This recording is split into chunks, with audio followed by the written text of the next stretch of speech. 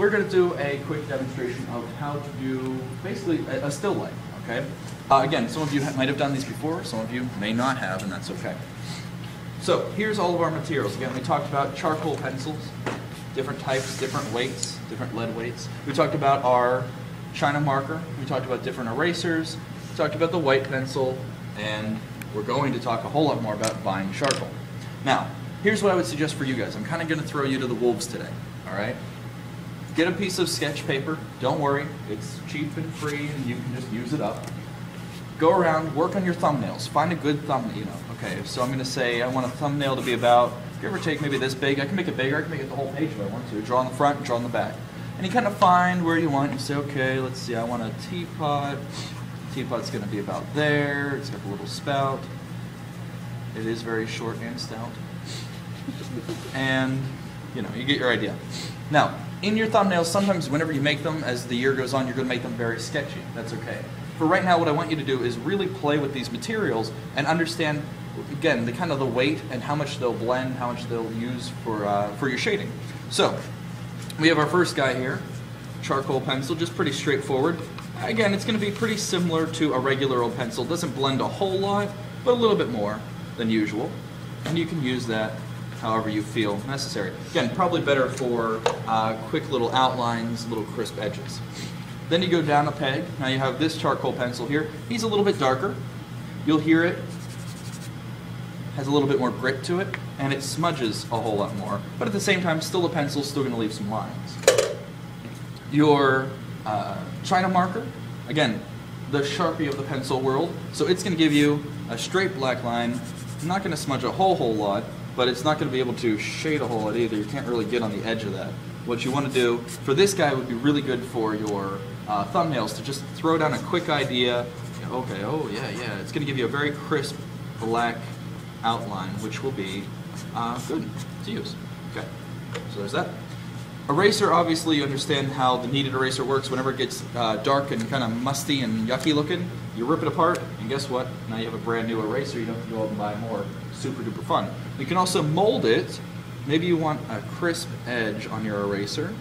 So you mold it like so, and then you can get in there and kind of lighten things up. Get in there and lighten things up. You get the idea.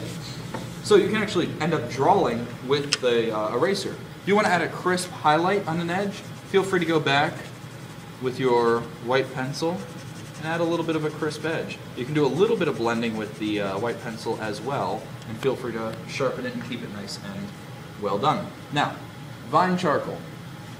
Basically what they did was they took charcoal out of these pencils, they compressed it down, and they made this little stick out of it. You are going to get dirty. It will happen.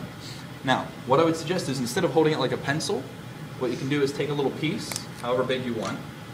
No break off, just like so. And I would suggest you hold it comfortably, but just kind of, maybe on the side, and you can lay down some color. Well, or in this case, shade. Okay? So if you need to do a whole lot, maybe you want a whole lot of shadow in the background here, just lay down some color real quick. Right? Now what's nice about it is, it'll blend very, very well. You can get a lot of gradients, like we talked about last week, a lot of shadow, very, very quickly. You can use your finger.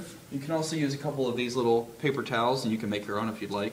And if you feel more comfortable using that, it works just as well.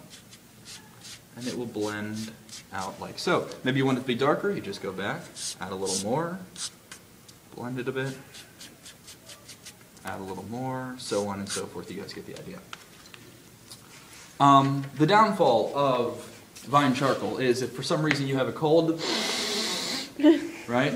Try your best not to sneeze on the paper. It will get everywhere. Thankfully it washes out. That's fun. But yeah, it will get very messy. I do apologize. I suggest for you guys, especially today and a little bit tomorrow, not only to think about composition, not only to think about your thumbnails and making the right ideas, the right choices, the right drawings, but choose one of every bit of the medium. Practice a little bit. Say, you know what? I really don't like the China marker. I'm not going to use it. Don't. You're the artist. You get to choose what materials you use out of this selection. Maybe you get up there and you say, boy, vine charcoal, how have I not heard of this majesty over here? What a good time. Woohoo! Vine charcoal! I don't know. Probably that won't actually happen. But let's pretend it will. That would be nice. So, sketch paper's on the bottom, materials are on the top. And basically I'm throwing you the wolves. Enjoy yourself. Have fun expressing and kind of feeling around with the materials. Tomorrow we're going to belt down a little bit, make it a little bit tighter, and then on Friday we're going to get down to the nitty-gritty of doing the actual project. Okay? How's that?